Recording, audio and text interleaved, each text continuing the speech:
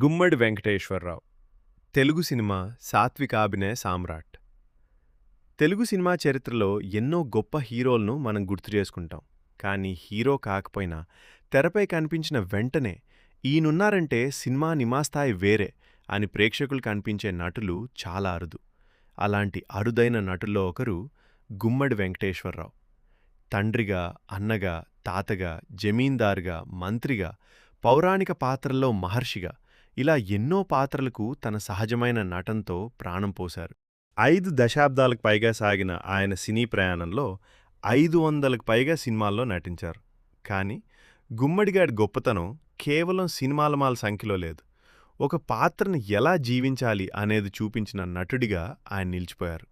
బాల్యం గుమ్మడి వెంకటేశ్వరరావు 1927 జూలై 9న గుంటూరు జిల్లా తెనాలి సమీపంలోని రావికంపాడు గ్రామంలో ఒక సాధారణ రైతు కుటుంబంలో జన్మించారు. తండ్రి బసవయ్య, తల్లి బుచ్చెమ్మ. ఉమ్మడి కుటుంబంలో పెరిగిన గుమ్మడి చిన్ననాటి నుంచే కుటుంబ బంధాలు, అనుబంధాలు దగ్గరగా చూశారు. ఆ అనుభవమే తరువాత ఆయన నటనలో కనిపించింది. అందుకే కావచ్చు, ఆయన తండ్రి పాత్ర చేసినప్పుడు అది కేవలం సినిమాలోని పాత్రలా అనిపించేది కాదు, మన ఇంట్లో ఉండే ఒక పెద్ద మనిషిలా అనిపించేది. చిన్నప్పటినుంచి ఆయనకు సమాజం, ప్రజల జీవితం, కుటుంబ విలువలపై అవగాహన పెరిగింది. విద్యాభ్యాస సమయంలో రాజకీయ ఆలోచనల ప్రభావం కూడా ఆయనపై పడింది. అయితే ఆయన జీవితాన్ని చివరకు పూర్తిగా మార్చింది మాత్రం రంగస్థలం. రంగస్థలం నుంచి సినిమాల వైపు. సినిమాల్లోకి రావడానికి ముందు గుమ్మడి రంగస్థలంపై నటించారు. అక్కడ పొందిన అనుభవం ఆయనకు కెమెరా ముందు ఎంతో ఉపయోగపడింది. కానీ సినిమా అవకాశం అంత సులభంగా రాలేదు. అవకాశాల కోసం ప్రయత్నించారు. కొన్ని అవకాశాలు చేతికొచ్చి మళ్లీ చేజారిపోయాయి. అయినా ఆయన వెనక్కి తగ్గలేదు. ఒక సందర్భంలో ఆయన ఫోటోలు దర్శకుడు డిఎల్ నారాయణరావు ద్వారా నిర్మాతల దృష్టికి వెళ్ళాయి. ఆ ఫోటోలు చూసిన తర్వాత గుమ్మడికి సినిమా అవకాశం వచ్చింది. అలా 1950లో అదృష్ట దీపుడు సినిమాతో ఆయన సినీ ప్రయాణం ప్రారంభమైంది. అది పెద్ద పాత్ర కాదు. తర్వాత వచ్చిన కొన్ని సినిమాల్లో కూడా చిన్న చిన్న పాత్రలే. ఒక దశలో ఇక సినిమాల్లో అవకాశాలు రావడం లేదు, తిరిగి వెళ్ళిపోదాం అని కూడా ఆయన అనుకున్నారు. అప్పుడు ఆయన జీవితంలో ఒక గొప్ప మలుపు వచ్చింది. ఆ మలుపు పేరు ఎన్టీ రామారావు. ఎన్టీఆర్ ఇచ్చిన అవకాశం. గుమ్మడికి ఎన్టీఆర్తో పరిచయం ఏర్పడింది. గుమ్మడి తిరిగి వెళ్ళిపోవాలని అనుకుంటున్న సమయంలో ఎన్టీఆర్ ఆయనకు ధైర్యం చెప్పారు. వెళ్ళిపోవద్దు, నా సినిమాలో మంచి పాత్రిస్తాను అని అవకాశం ఇచ్చారు. ఆ మాటను ఎన్టీఆర్ నిలబెట్టుకున్నారు. తన స్వంత చిత్రం పిచ్చి పుల్లయ్యలో గుమ్మడికి ప్రతినాయక పాత్రిచ్చారు. ఆ అవకాశం గుమ్మడి సినీ జీవితానికి కొత్త దారిని చూపించింది. తర్వాత తోడు దొంగల్ సినిమాలో ఎన్టీఆర్తో కలిసి ప్రధాన పాత్రలో నటించారు. ఆ తర్వాత వచ్చిన అర్ధాంగి సినిమా ఆయన కెరీర్ను మరింతగా మార్చేసింది. ఈ సినిమాలో జమీందారు పాత్రలో ఆయన నటన ప్రేక్షకుల ప్రశంసలు అందుకుంది. ఇక అక్కడి నుంచి గుమ్మడి అంటే క్యారెక్టర్ ఆర్టిస్ట్ అనే స్థానం తెలుగు సినిమాలో దాదాపు స్థిరపడిపోయింది. గుమ్మడి నటనలో ప్రత్యేకత. గుమ్మడి గారి ప్రత్యేకత ఏంటంటే ఆయనకు ఒకే రకమైన పాత్రలు మాత్రమే రాలేదు. పౌరాణికం, చారిత్రకం, జానపదం, సాంఘికం ఏ జానర్ అయినా తన నటనతో పాత్రకు ప్రత్యేక గుర్తింపు తీసుకొచ్చారు. రామాయణం, మహాభారతం వంటి పౌరాణిక కథల్లో దశరథుడు, భీష్ముడు, ధర్మరాజు, కర్ణుడు, బలరాముడు, విశ్వామిత్రుడు, వశిష్ఠుడు వంటి పాత్రలను పోషించారు. చారిత్రక పాత్రల్లో మహామంత్రి తిమ్మరుసు, పోతన, కబీర్ వంటి పాత్రలు చేశారు. సాంఘిక చిత్రాల్లో తండ్రి, జమీందారు, డాక్టర్, న్యాయవాది, ముఖ్యమంత్రి, ప్రధానోపాధ్యాయుడు, వ్యవసాయదారుడు ఇలా ఎన్నో పాత్రలు పోషించారు. అందుకే గుమ్మడి గారిని ఒకే పాత్రతో నిర్వచించడం అసాధ్యం. ఆయన ఒక నటుడు కాదు, పాత్రల ప్రపంచం. ఆయన గుర్తుండిపోయిన సినిమాలు. గుమ్మడి గారి కెరీర్లో ఎన్నో ముఖ్యమైన సినిమాలున్నాయి. మాయాబజార్ తెలుగు సినిమా చరిత్రలో చిరస్థాయిగా నిలిచిపోయిన ఈ సినిమాలో ఆయన నటన కూడా ప్రేక్షకుల జ్ఞాపకాల్లో నిలిచిపోయింది.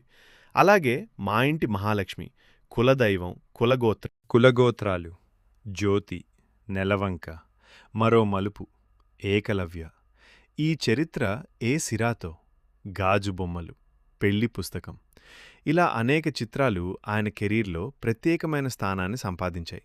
ముఖ్యంగా మరో మలుపు చిత్రానికి గుమ్మడికి ఉత్తమ సహాయ నటుడిగా నంది పురస్కారం లభించింది. ఇది ఆయన నటనా ప్రతిభకు లభించిన అనేక గౌరవాల్లో ఒకటి మాత్రమే. అవార్డులు మరియు గౌరవాలు. గుమ్మడిగారి నటనకు ప్రేక్షకుల ప్రశంసలే కాదు, ప్రభుత్వాలు, సినీ సంస్థలు కూడా అనేక గౌరవాలు అందించాయి. పద్మశ్రీ పురస్కారంతో భారత ప్రభుత్వం ఆయనను సత్కరించింది. మరో మలుపు చిత్రానికి ఉత్తమ సహాయ నటుడిగా నంది అవార్డు అందుకున్నారు.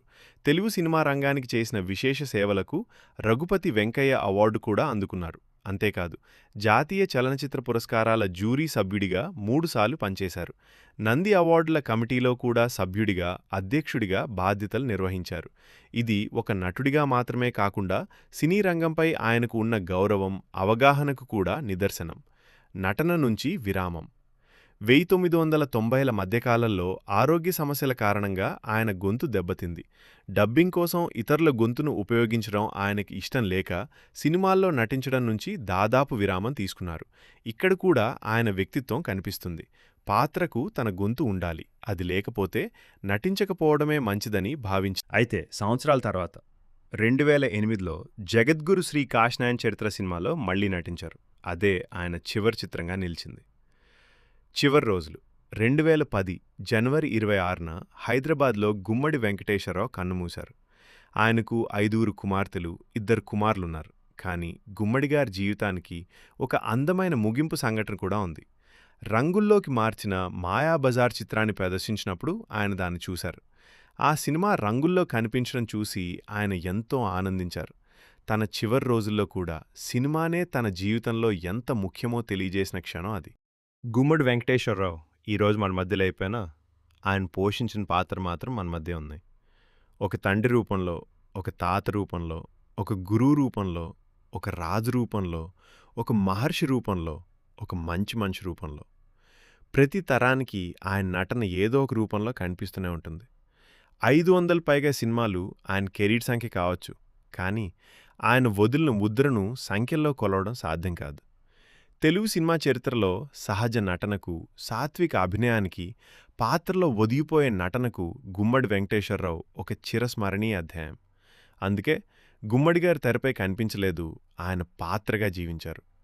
మీకు గుమ్మడిగారి నటనలో అత్యంత నచ్చిన సినిమా లేదా పాత్ర ఏది? కామెంట్లో తప్పకుండా చెప్పండి. ఇలాంటి మరిన్ని తెలుగు సినీ దిగ్గజాల జీవిత విశేషాల కోసం మా మనసే మౌనం ఛానల్ను సబ్స్క్రైబ్ చేయండి. ధన్యవాదాలు.